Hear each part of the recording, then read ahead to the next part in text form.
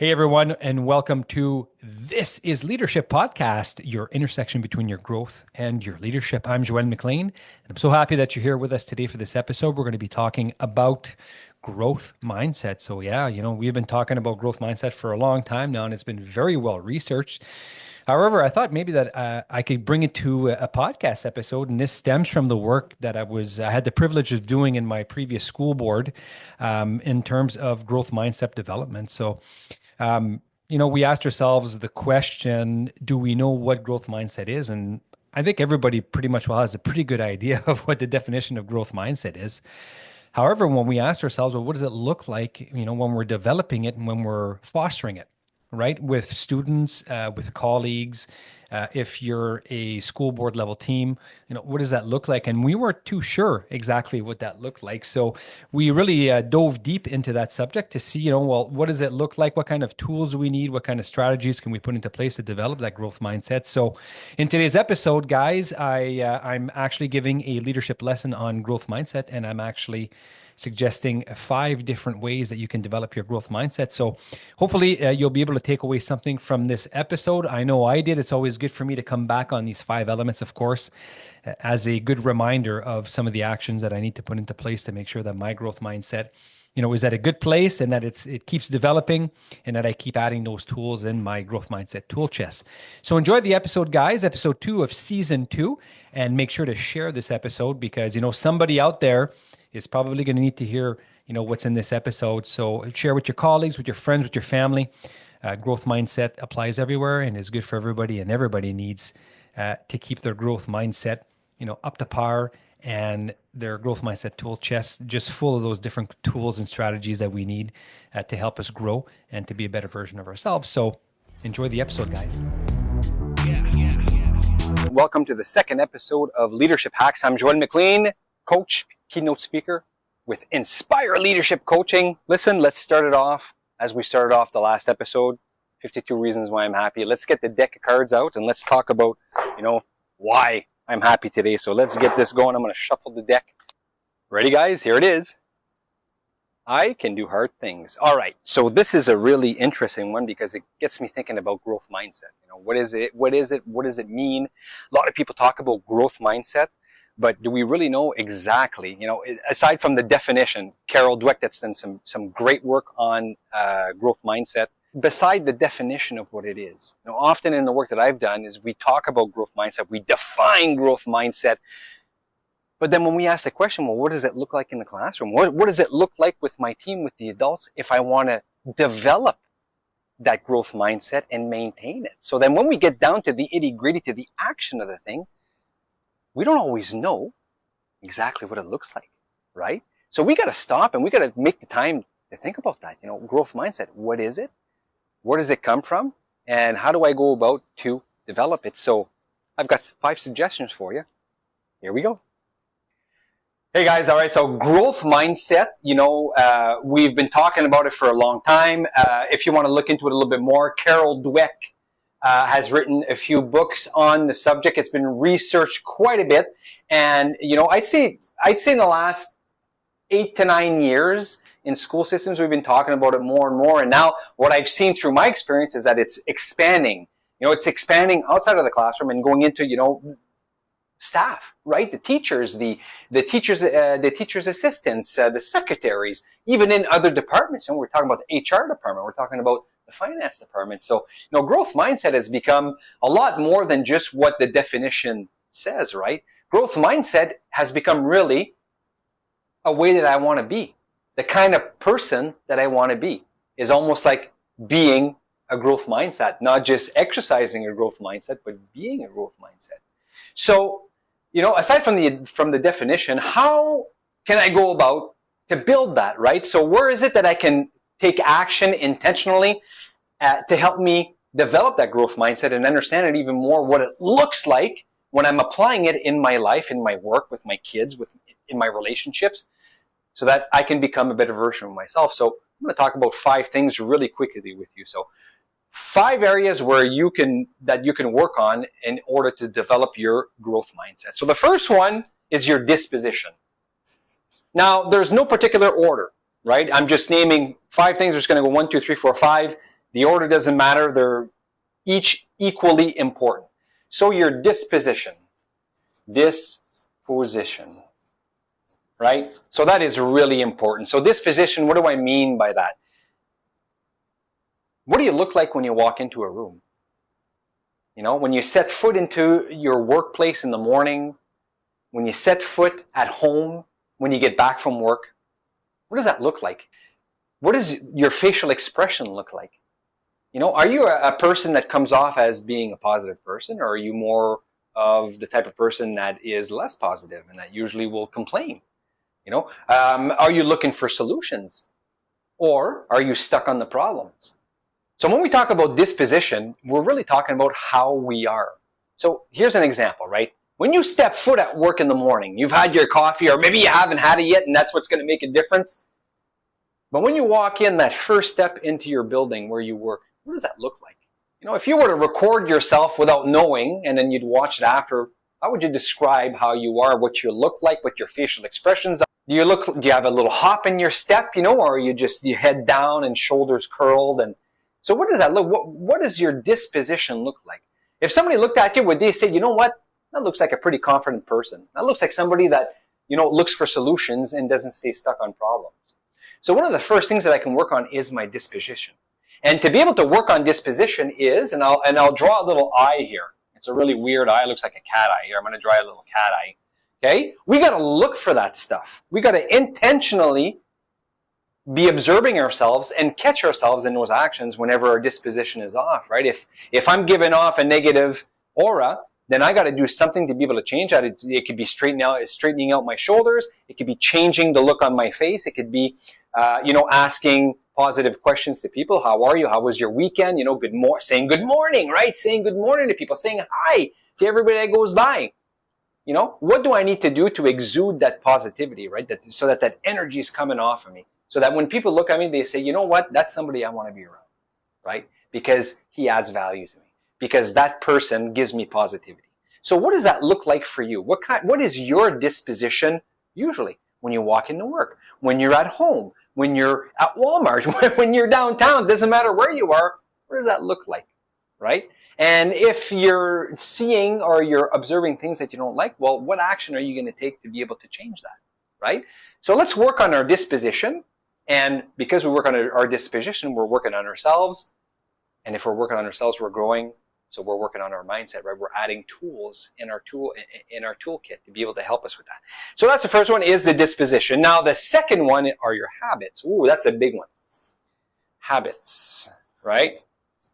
So James Clear wrote an excellent book on habits. It's called Atomic Habits. If you have not read that book, you gotta pick it up and read it. It is fantastic. So, you know, what are your habits? It could be your eating habits. It could be your exercising habits. It could be, you know, what are you doing during, between tasks at work? Are you wasting time? At lunch, what are your habits? Who are you talking with? Who are you hanging out with? So, you know, habits could be very widespread, but it is worth analyzing how we do things each and every day. Those habits that we have in place, and some of them that we're not even conscious of, right? We're doing it and we don't even realize it. So at some point we got to stop and say, listen, I got to check out what I'm doing here, because maybe it's a habit that I need to get out of and to put in a new one, right? And James Clear can actually help you with his book. So you guys got to get that book. So, you know, what do your habits look like? Are they good? Are you investing in your health? Are you taking a walk? Are you reading books? Are you learning? Or are you stuck in a rut? You know, when was the last time you learned something? That's an excellent question to ask, right? So what are your habits? You know, are you saying you don't have time? I don't have time for this. I don't have time for that. I got the kids. I got to taxi the kids. I got a bunch of stuff going on. Okay. Well, let's analyze your time. Let's look at your habits. You know, who says that reading, we have to stop and read for an hour? It could be 5 minutes twice a week. It could be 10 minutes twice a week. You know, if you commit to that and you put into place that habit, can you imagine how long it would take you to read a book? 10 minutes twice a week, uninterrupted. It's unbelievable what we're able to accomplish when we really analyze how we use time. So our habits have a big, big, big impact on our level of influence. So that is definitely something we got to look at, our habits. The third, of course, attitude. Attitude. Holy smokes, right? That's big. Last episode, I talked about your proximal zone of influence, and right in the middle of that bullseye was what you're in control of. And your attitude is in your control, totally and fully. You choose how you're going to present yourself. You choose how you're going to react in a certain situation. I choose how I'm going to be towards my children, towards my colleagues, towards my dog, right? For those of you that has a pet, I choose that. So what choice are you making when it comes to your attitude? You know, are you easily put down and discouraged and you get right into the negative? You look for the positive, right? Do you have an overall, positive attitude? Do you have faith in human beings? Do you have faith in your colleagues? Do you give them the benefits of the doubt, for your students? Are you talking with them? Are you learning to grow with them?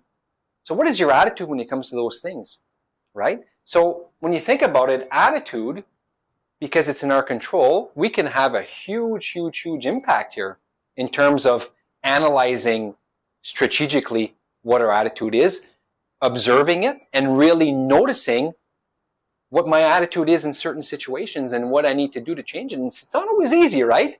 It's not always easy. But sometimes it's necessary to say, listen, next time this happens, this is how I'm going to choose to react versus how I usually react. And if we bring that change, all of a sudden, we're going to see a lot more positive. We're going to get to solutions a lot faster, which means that we're going to be encouraged. Our self-worth is going to go up, and our mindset's going to be growing, right? We're going to be in a positive place. We're going to think that it's doable. So let's work on our attitude, guys, and take the time to think about what my attitude is in different situations. Let's go to number 4. Confidence. Woo! Self-confidence, to be exact.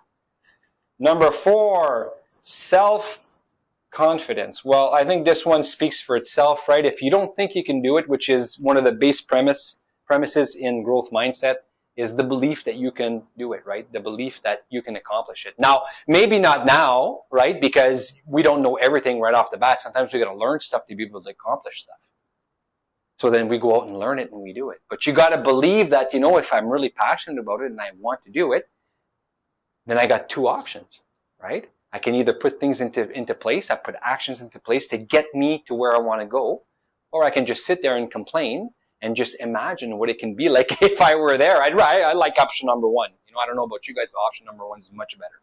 So what do you think about yourself? What's that little voice saying to you, right? Imposter syndrome. We can talk about it in another episode, but that little voice that's talking to you, is it negative? Is it positive? Do you even realize it? Sometimes it's worth it to just try to observe or try to realize what we're saying to ourselves in different situations. What we're, when we're driving back home from work, what's that little voice talking there? What's it saying? Is it positive? Is it negative? Is it saying you can do it? Is it saying you suck? Is it saying that, you can't do it?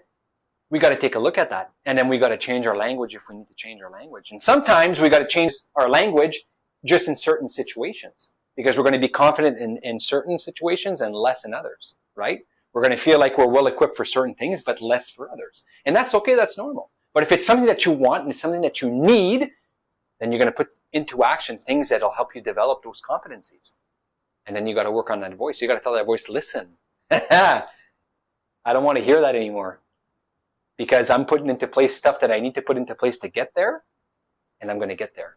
So yeah, I can do it. Maybe not now, but you watch me in about 2 weeks, in about a month, because I consistently applied this action, and you're going to see a big difference, right? So you got to talk to yourself, right? We're always talking. I'm always talking to myself. So self-confidence, guys. And finally, number 5 coming in is your perseverance. 5, the big P. But perseverance, wow. That's a big one, right? So when we talk about growth mindset, and we talk about when we need to learn things, we don't know everything right off the bat, that means we have to have patience. We live in a world of instant gratification. I order something on Amazon. I expect it the next day at my door. I send a text. If you don't answer me within 30 seconds, I say, what's going on here? There's something wrong. We live in a world where we want what we want, and we want it now, right? So maybe we've lost a little bit of that patience, a little bit of that perseverance, not to give up and say, because I haven't had it after 2 minutes, because I didn't reach my goal the first time, How often do we see that with our students, right? Because they didn't get it the first shot. That's okay, because it's part of learning. That's the process, right? If we knew everything, schools wouldn't even exist. That's why they're there, because we learn. I still learn. Every single day I learn, right? But I got to persevere in that learning, because I don't always learn the first time around. Very, very seldom do I learn the first time around. I got to keep at it. I got to have perseverance. I got to keep putting in the effort. I got to stick to my guns. If I fall off the horse, I got to get back up on the horse, right? Because life happens sometimes. And you got to accept that too. It's not always going to be linear. It's not always going to be A, B, C, D, E, F, G, one after the other, all nice and fluffy. Life is very seldom that, right? It's always complicated. There's always something that comes in that you didn't expect. So we got to be flexible, but we got to persevere. We got to keep going. Because if we don't keep going, guys, we ain't going nowhere, right? You're not going to get to where you want to go. So if I develop my perseverance, and I understand that it's important for me to have that way of thinking of continuing to my goals, then I just added another tool in my growth mindset tool chest, right? That I can use. I developed that feeling that, okay, I got knocked down, I'm going to get up. I'm going to get right back up, right? That's what you got to do. And that becomes a habit in itself, that way of thinking, right? And that becomes a tool that I can offer after that to other people and have it go outside that second circle of influence, right? Within your proximal zone of influence. So that's what we want to get to. So 5 things, guys. Growth mindset. How do I work on it? Your disposition, your habits, your attitude, your self-confidence, and your perseverance. Guys, I'm Joël McLean with Inspire Leadership Coaching. If you're looking for anything, coaching, leadership coaching, if you're a school board, if you're a school, if you're a business, you're looking for one-on-one coaching, organizational leadership development, give me a shout. Check me out, inspireleadership.ca. I can help you out. It would be a real pleasure to be able to work with you. But for now, I hope you guys, pick something up that's going to be useful. I hope that you guys are going to put this into place, because in today's world, more than ever, you don't got a growth mindset. And you know what? Life is way too short not to have fun every day. Thanks a lot, guys, and we'll see you next time for Leadership Hacks.